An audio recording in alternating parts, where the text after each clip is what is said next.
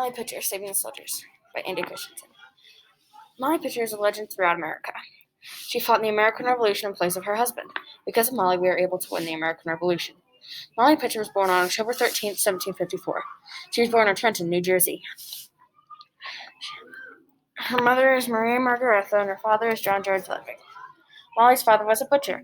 Molly's birth name was actually Mary Ludwig, but around the time she was born, women with the name Mary were called Molly.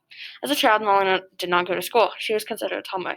From what I know about the American Revolutionary time, girls did not normally go to school.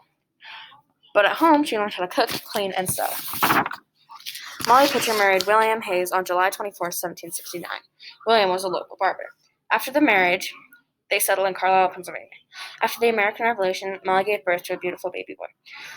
William and Molly decided to name him Joe Haynes Hayes. Molly joined her husband in the winter camps after he signed himself to the Continental Army. She had recently joined a group of women who took care of the sick and dying. They washed blankets for those who needed it.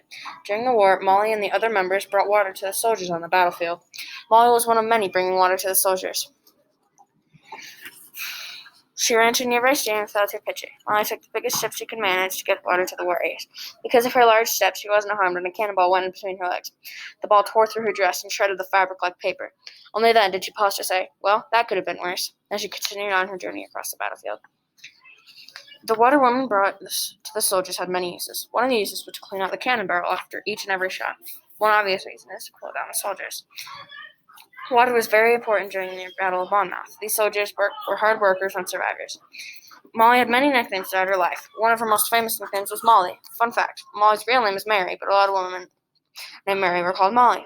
Another nickname she had was Sergeant Molly. Her nickname was given by President George Washington himself.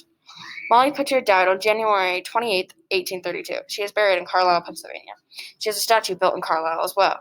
People who live there have planted a flag near her grave to show respect to her. In conclusion, Molly worked hard to earn her place in history. She gave everyone what they needed during a hard time in the war. Without Molly, history could have had a very different ending. If you have not heard of Molly Pitcher before, I am sure you are glad to know her now.